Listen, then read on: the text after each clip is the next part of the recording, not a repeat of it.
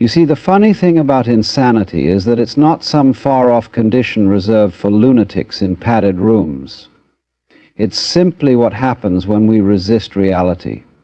We drive ourselves mad by insisting that life should be other than it is, as if the universe were a poorly written script that needs our constant editing. But what if I told you that staying sane is actually quite simple? Not by clinging to control, not by overanalyzing every... Insanity in its simplest form is resistance to reality. It happens when we refuse to accept what is, when we insist that life should conform to our expectations rather than allowing it to unfold in its own mysterious way. Think about it. How often do we find ourselves in turmoil simply because we cannot let go? We cling to the past, we dread the future, and we demand that things remain under our control. But reality doesn't work that way.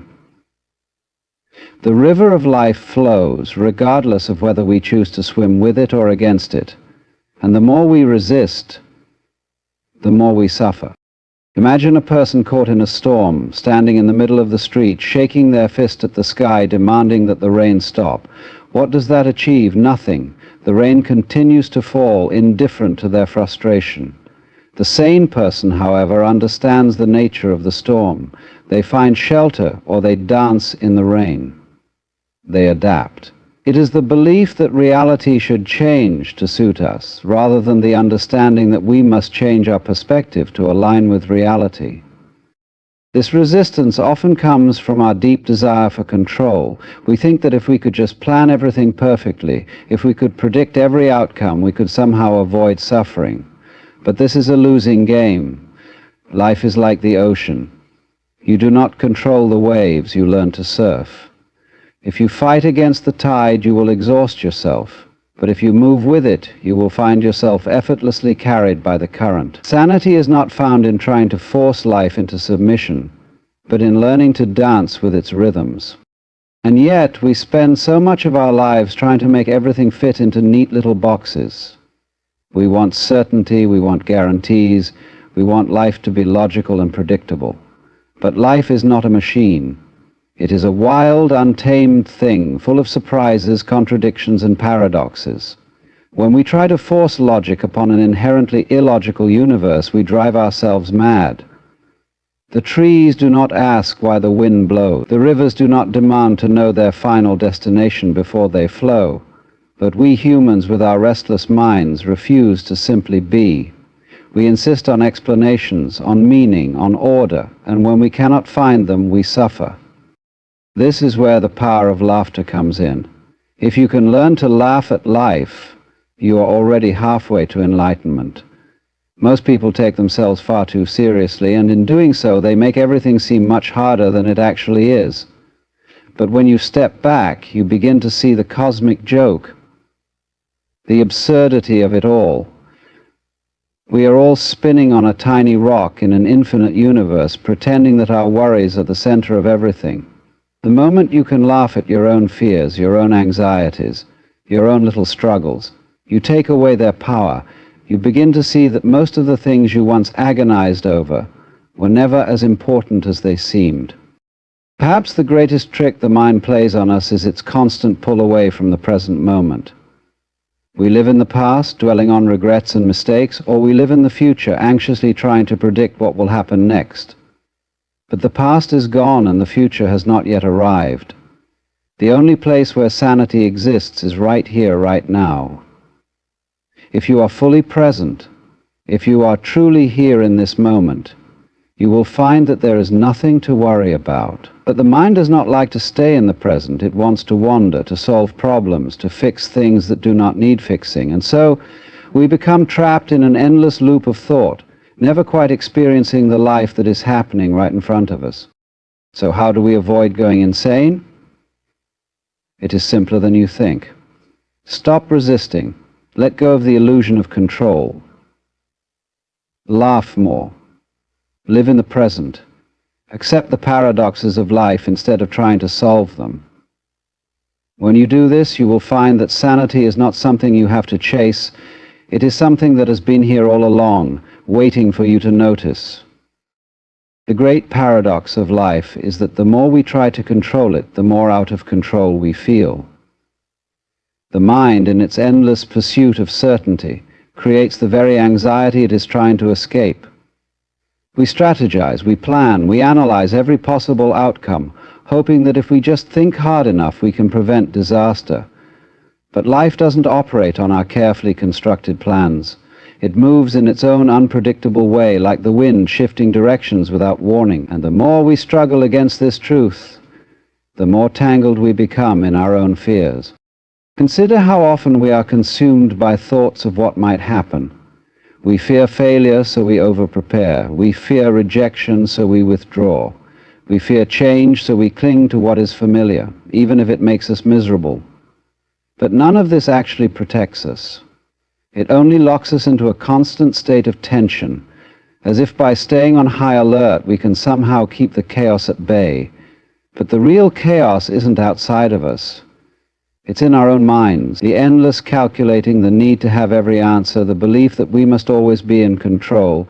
This is the true madness. Look at nature. The birds do not wake up in the morning anxious about where they will find their next meal. The trees do not demand to know exactly when the next rain will come. They simply exist, responding to the flow of life as it unfolds. Yet humans, with all our intelligence, have made things infinitely more complicated for ourselves. We believe that if we can control everything, we can eliminate suffering, but in truth, suffering comes from our very attempt to control. The more we resist uncertainty, the more power it has over us. Imagine trying to grasp water in your hand. The tighter you squeeze, the faster it slips through your fingers. But if you relax your grip, the water simply rests in your palm. This is the nature of control. It is an illusion, one that only makes us more desperate the harder we chase it.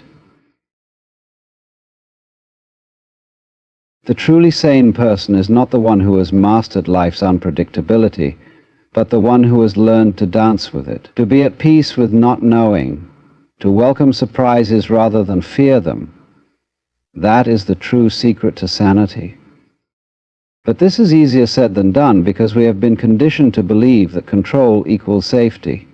From a young age we are taught to have a plan, to set goals, to know exactly where we are going, and while planning has its place, it becomes dangerous when we mistake it for security.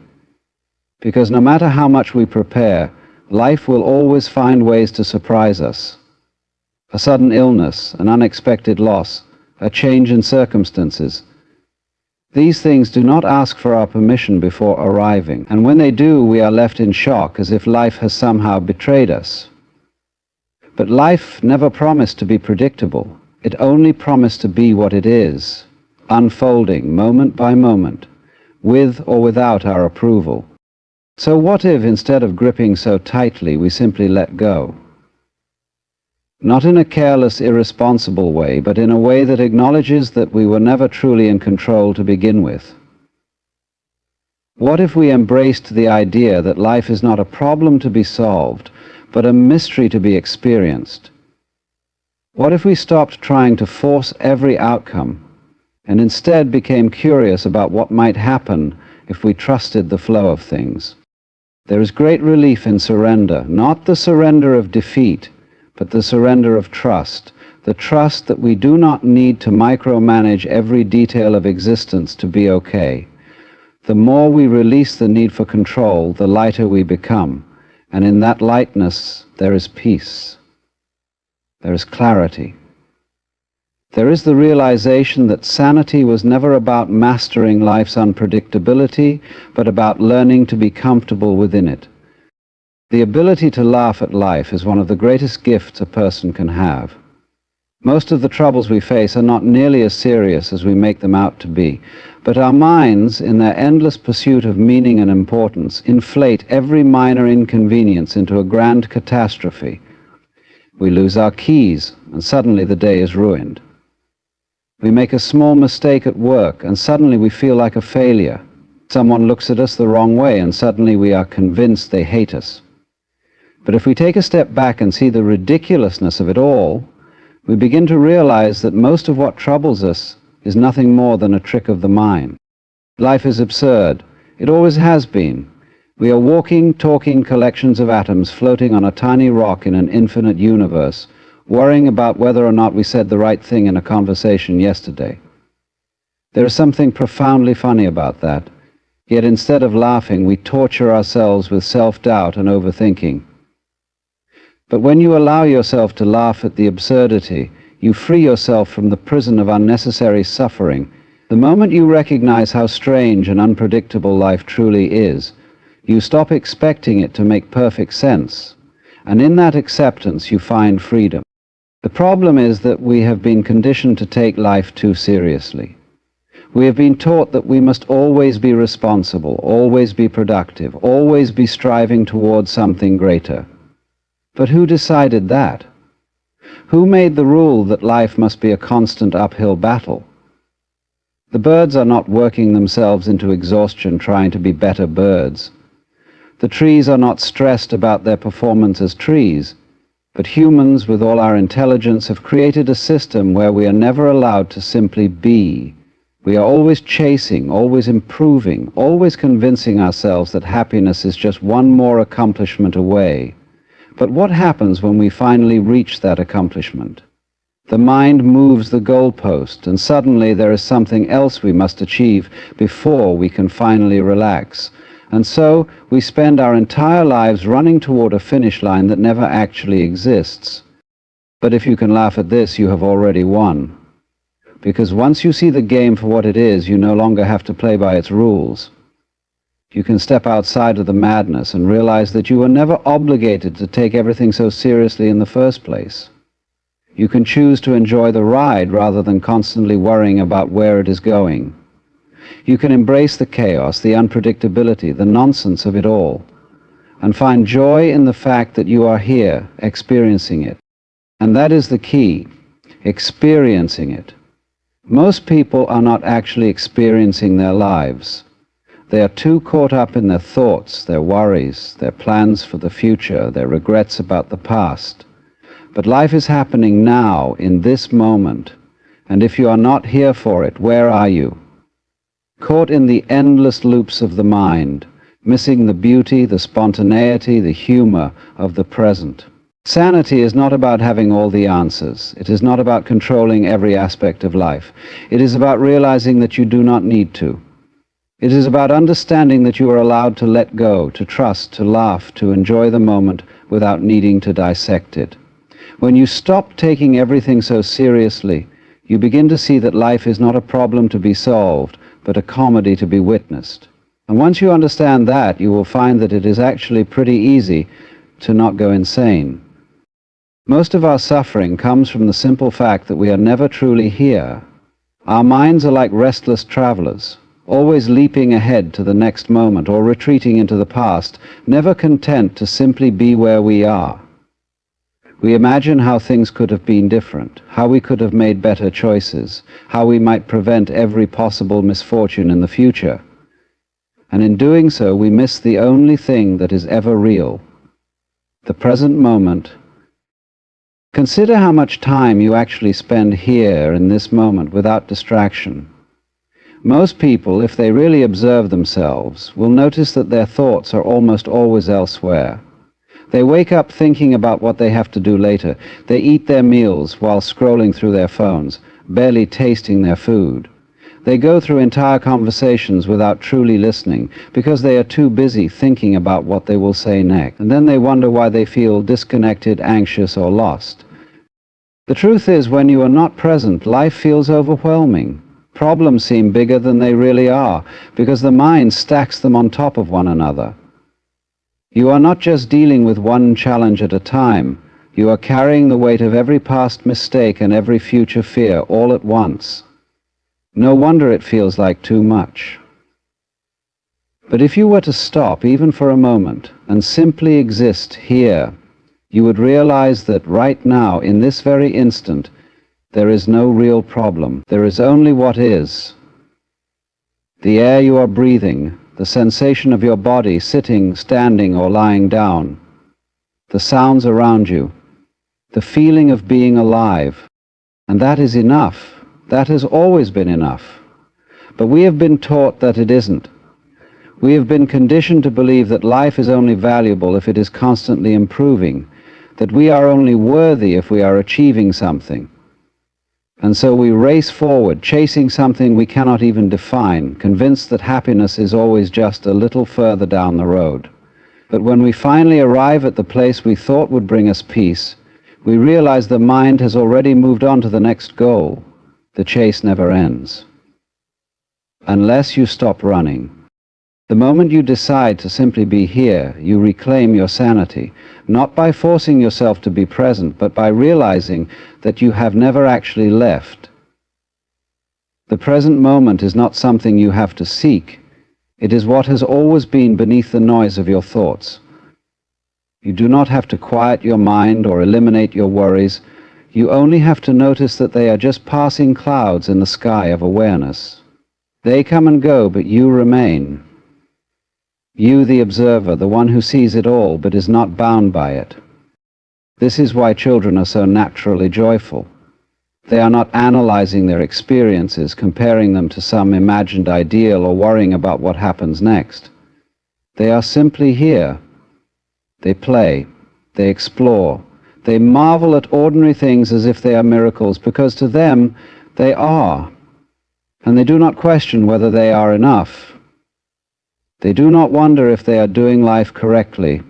They just live. Somewhere along the way we forget how to do that.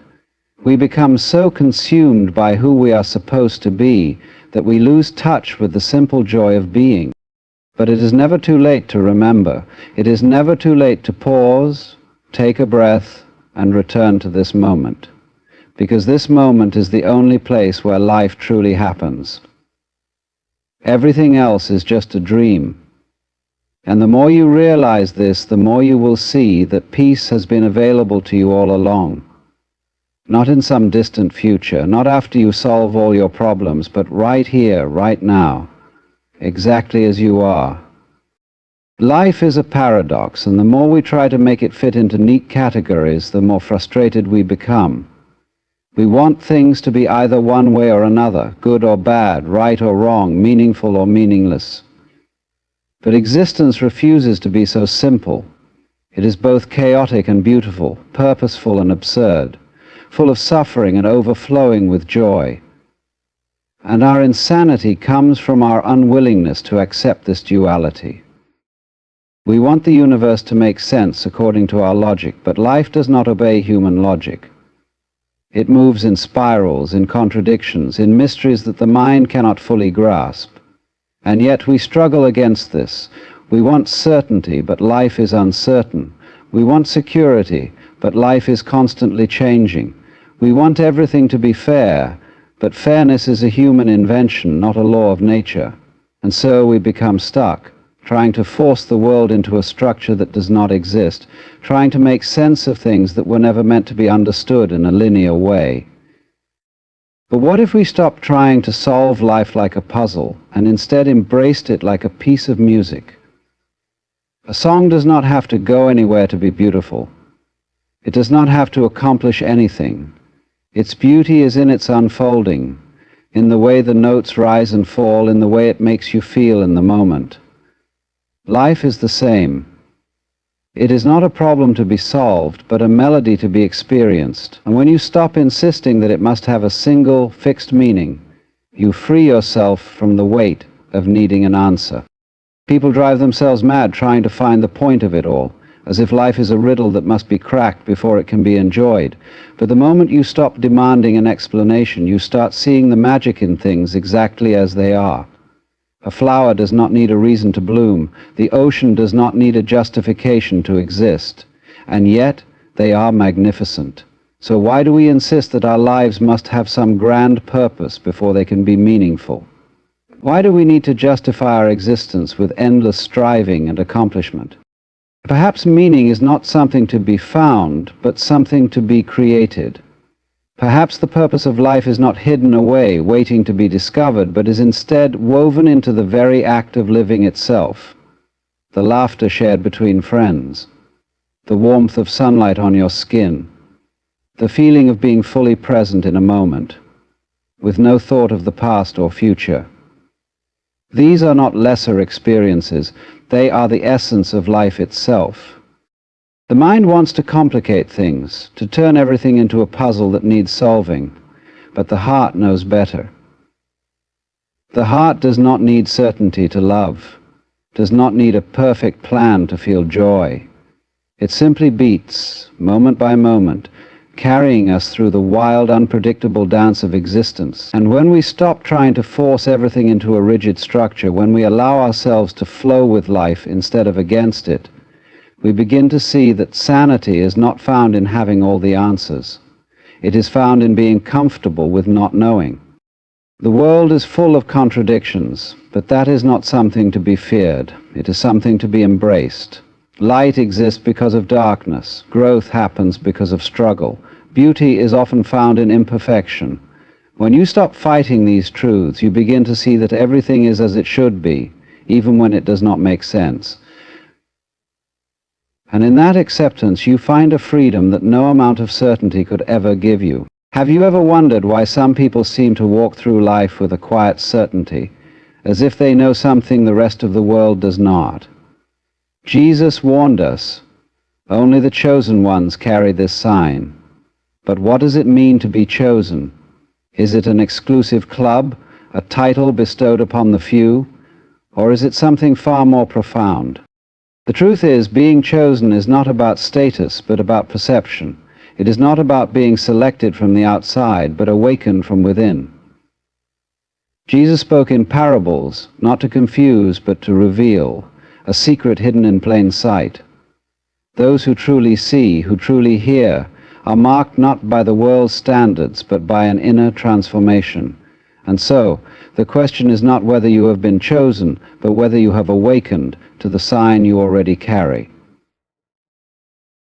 Have you ever wondered why some people seem to walk through life with a quiet certainty, as if they know something the rest of the world does not? Jesus warned us, only the chosen ones carry this sign. But what does it mean to be chosen? Is it an exclusive club, a title bestowed upon the few, or is it something far more profound? The truth is, being chosen is not about status, but about perception. It is not about being selected from the outside, but awakened from within. Jesus spoke in parables, not to confuse, but to reveal. A secret hidden in plain sight. Those who truly see, who truly hear, are marked not by the world's standards, but by an inner transformation. And so the question is not whether you have been chosen, but whether you have awakened to the sign you already carry. Imagine a person walking through a crowded marketplace. Yet everything feels strangely distant, as if they are seeing through a veil. The noise of the world does not stir them as it once did. The promises of wealth, success, and power no longer hold the same weight. Something within them has changed. It is not that they reject the world, but they now see it for what it is, a fleeting play of forms, a grand illusion that most are too entranced by to question. This is the mark of the chosen. Not superiority, not exclusivity, but a shift in vision, a perception that pierces through the veil of illusion. Jesus often said, "Let those who have ears to hear, hear." But have you ever considered what that truly means? He was not speaking of physical ears, nor was he suggesting that some people were simply left out of the message. Rather, he was pointing to a deeper truth, one that can only be understood by those who have awakened to it. The kingdom of God, he said, is within you. It is not somewhere far away, not a place you go after death, but a living reality that is ever present, waiting to be recognized. The chosen ones are those who have begun to see this, those who have felt the gentle yet undeniable pull towards something greater than what the world presents. But this awakening is not always comfortable. In fact, it can feel like a kind of death, the death of the self you thought you were. The more you awaken, the more you realize how much of your life was built upon illusions, upon the false promises of a world that never intended to fulfill them. You begin to see through the endless chase for validation, for security, for meaning, in things that cannot provide it. And as you let go of these illusions, the world around you may start to see you differently. Friends, family, society itself, it may not understand you anymore. Jesus warned of this. He said that the world would hate those who belong to him, not because they are enemies of the world, but because they no longer belong to its illusion. The chosen ones do not carry a visible sign. They do not wear a badge or hold a title. Their sign is something far deeper, far quieter.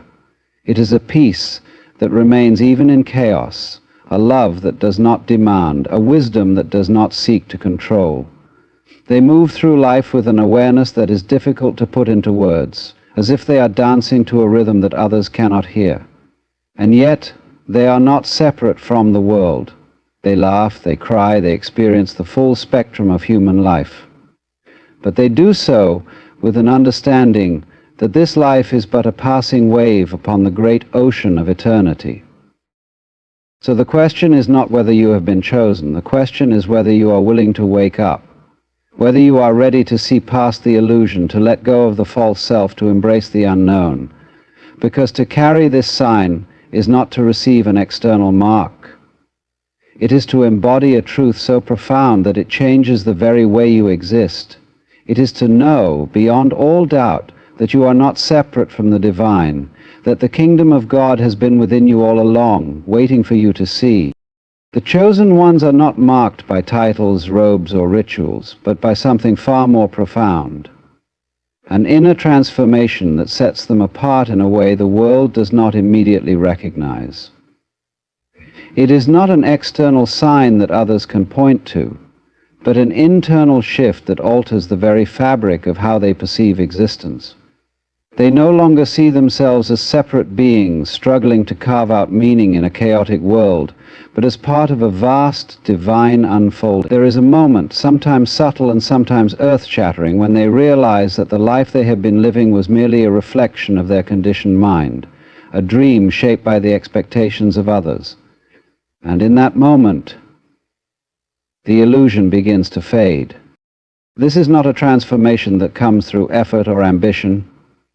It is not achieved by following rules, accumulating knowledge, or proving one's worth. It comes instead like a gentle breeze that one did not expect, a realization that arises from within rather than being imposed from without. Jesus spoke of this when he said, "The wind blows where it wishes. You hear its sound, but you do not know where it comes from or where it is going. So it is with everyone born of the Spirit." The chosen ones do not choose themselves, nor do they earn their place.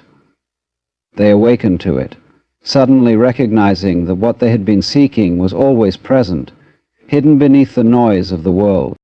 This sign of transformation is not always pleasant. In fact, it is often accompanied by deep discomfort, by a sense of being uprooted from everything that once felt familiar. The chosen ones may find themselves withdrawing from the distractions that once consumed them, the endless chase for validation, the need to prove oneself, the fear of what others might think. These things begin to lose their hold. What once seemed so important fades into the background, and in its place emerges something entirely different. A peace that is not dependent on circumstances, a joy that does not rely on external conditions. But the world does not always welcome those who see differently. The moment you step outside of its illusions, you become a disruption. Others may look at you and wonder why you are no longer playing the same game, why you no longer seem concerned with the things that once occupied your mind. Some may be drawn to this change, sensing something in you that they cannot quite explain. Others may resist it, feeling uneasy in the presence of someone who no longer buys into the same fears and desires that drive them. This is why Jesus said, "If the world hates you, know that it has hated me before it hated you." To carry the sign of the chosen is not to be praised by the world, but to walk a path that is often misunderstood. Yet there is a great paradox in all of this. Even though the chosen ones no longer cling to the illusions of the world, they do not reject the world either. They move through it with love, with compassion, with an understanding that even those who remain asleep are part of the same divine unfolding.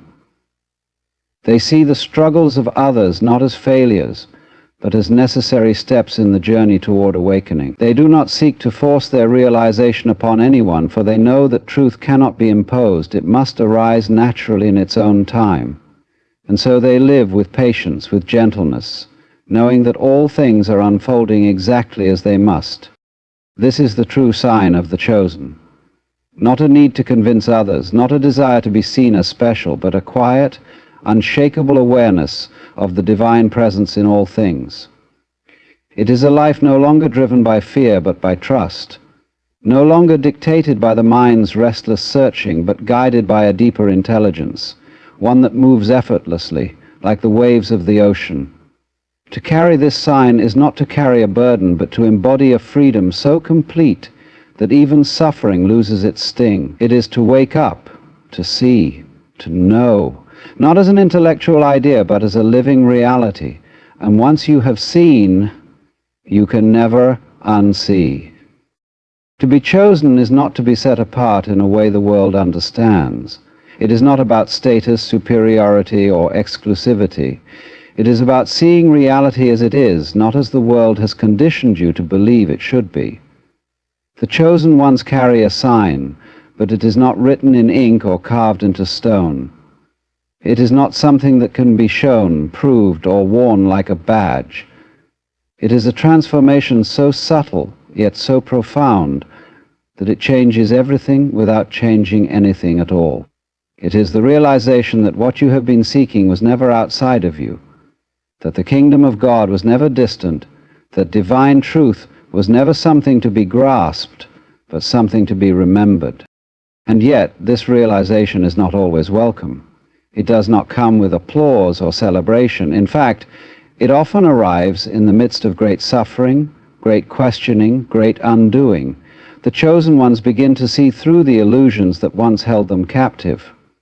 The endless striving, the ceaseless need for approval, the belief that happiness is somewhere just beyond reach. And as these illusions fall away, so too does the identity that was built upon them. It can feel like losing everything, when in reality it is the beginning of gaining something far greater. Jesus warned of this, not to instill fear, but to prepare those who would walk this path. He said, "Whoever wants to save their life will lose it, but whoever loses their life for me will find it." At first glance, these words seem paradoxical, even harsh, but they speak to a deeper truth, the truth that the self we cling to, the one made up of fears, desires, and false attachments, is not the true self at all. It is only a mask, a temporary role in a fleeting dream. The moment we stop grasping at it, the moment we allow it to fall away, something miraculous happens. What remains is not emptiness, but fullness, not loss, but liberation. But the world does not understand this kind of freedom. It does not celebrate those who no longer buy into its illusions. The chosen ones often find themselves walking a path that feels lonely, not because they are truly alone, but because they are no longer lost in the same dream as those around them. They are no longer swayed by fear, no longer caught up in the endless pursuit of things that cannot satisfy, and in this way they become strangers in their own land. Yet there is no bitterness in this, no resentment, no need to convince or convert. The chosen ones do not force their understanding upon others, because they know that true awakening cannot be imposed. It must arise naturally in its own time. They move through the world with compassion, not judgment, for they see clearly that all are on the path, whether they know it or not. They see that even those who resist, who reject, who lash out, are simply playing their part in a story that is unfolding exactly as it must. This is the sign they carry, not words, not doctrines, not arguments, but a presence that cannot be defined, only felt. A stillness that is unshaken by the winds of the world, a trust so deep that even suffering cannot break it. The chosen ones do not seek to escape life, nor do they cling to it. They do not strive to be anything other than what they are. They simply allow themselves to be vessels of the divine, knowing that they are not separate from it, knowing that the truth, the kingdom, the eternal presence of God has been here all along, waiting to be seen. To carry this sign is to move through life in a way that is entirely different from the world's expectations. It is not about following rigid rules or performing religious duties, nor is it about striving to be perfect in the eyes of others. It is something far deeper, something that cannot be faked or manufactured. It is an inner knowing, a transformation that shifts one's entire way of being. The chosen ones do not see themselves as better than others, nor do they seek to elevate them. In fact, they often feel smaller, humbler, as if they have been stripped of everything they once thought was important. This is because the process of awakening is not about gaining, it is about letting go. Jesus spoke in parables not to hide the truth, but to reveal it in a way that only those who were ready could understand. He said, "The kingdom of God is like a mustard seed, the smallest of all seeds, yet it grows into something vast. This is the sign of the chosen. It begins as something so small, so quiet, that it can easily go unnoticed. A shift in perception, a whisper of truth, a moment where something deep inside begins to stir. At first it may seem insignificant, but once it takes root, it cannot be ignored. It begins to grow, pushing through every illusion, breaking apart the walls that once seemed so solid. And soon, what was once a seed has become something immovable, something vast and unshakable. But this growth is not without struggle. In many ways it is a kind of death, the death of the false self, the identity built upon fear and illusion. To carry this sign is to walk through fire, to be stripped of everything that is not real. The chosen ones often experience seasons of great turmoil, times when everything they thought was certain begins to fall apart. The things they once valued lose their meaning. The goals they once pursued seem empty. The attachments they once clung to no longer hold the same weight. And in this emptiness, in this surrender, something miraculous happens. They begin to see. This is why Jesus said, "Blessed are the poor in spirit, for theirs is the kingdom of heaven." To be poor in spirit is not about lacking. It is about being emptied of the illusions that once clouded the truth. It is about realizing that everything the world promised was never meant to satisfy. And in that realization, in that letting go, the door to the kingdom opens. Not a kingdom far away, not a future reward, but a living, breathing reality here and now. The chosen ones do not find peace by escaping life, but by seeing through it. They do not seek to run from suffering, but to understand it, to move through it with the unshakable knowing that all is unfolding exactly as it must. But the world does not recognize this kind of transformation. It does not understand those who no longer chase after the same things, who no longer live by the same fears. The chosen ones often find themselves misunderstood, even rejected. Yet they do not resist this, nor do they seek revenge. They walk with love, even when faced with hatred. They remain still, even when chaos surrounds them. Because they have seen the truth, and once you have seen, you can never unsee. This is the sign they carry. Not a mark upon their bodies, not a title given by man, but a presence, a peace, a light that cannot be extinguished. They do not boast of it, nor do they seek to prove it. They simply live, allowing the divine to flow through them, knowing that they are not separate from it, knowing that they have always been chosen, not by merit, not by effort, but simply by awakening to the truth that was there all along. The ultimate sign of the chosen is not something that can be seen with the eyes, nor is it something that can be proven to the world. It is not found in grand displays of power, nor in titles or recognition. It is something much quieter, much deeper. It is a shift in the very essence of how one moves through life. The chosen ones walk with a sense of knowing, not the kind of knowledge that is learned from books or passed down through traditions, but the kind of knowing that arises from direct experience. It is the recognition that they are not separate from the divine, that God is not a distant being to be sought, but the very essence of existence itself. But this realization is not always easy to carry. In fact, it can feel like a burden at first, because it sets one apart in a way that the world does not understand. To awaken to the truth is to see through the illusions that most people take for granted, and this can be a lonely road. It is one thing to be surrounded by those who are asleep, lost in the dream of the world, but it is another thing entirely to be awake in the midst of it. The chosen ones often find themselves feeling like strangers in their own homes, misunderstood by those closest to them. They may try to share what they have seen, but words fall short. Truth cannot be explained to those who are not ready to hear it. This is why Jesus said, "Do not cast your pearls before swine," not as an insult, but as a simple truth.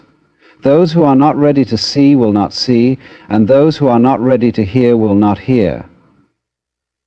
It is not the chosen one's role to convince or convert. They do not need to argue or prove anything, because truth does not need defending. It stands on its own, waiting for each soul to awaken in its own time. And so the chosen walk with patience, with humility, with an understanding that every person is on their own path, moving toward awakening in their own way. But while this path may feel isolating at times, it is never truly lonely, because to awaken is to recognize the deep, unbreakable connection to all things. The chosen ones begin to see the divine in everything, in the trees, in the wind, in the laughter of children, in the sorrow of a stranger. They see that nothing is separate, that all is part of the same great unfolding. And in this realization they find a peace that the world cannot give and cannot take away. This peace is not the absence of hardship. The chosen ones still face struggles, still experience loss, still walk through the fire of life's challenges, but they do so with a knowing that transcends the temporary pain of the moment. They do not resist what comes, nor do they cling to what is passing away. They trust deeply and fully that all things are unfolding exactly as they are meant to. They do not live in fear because they understand that nothing real can be threatened.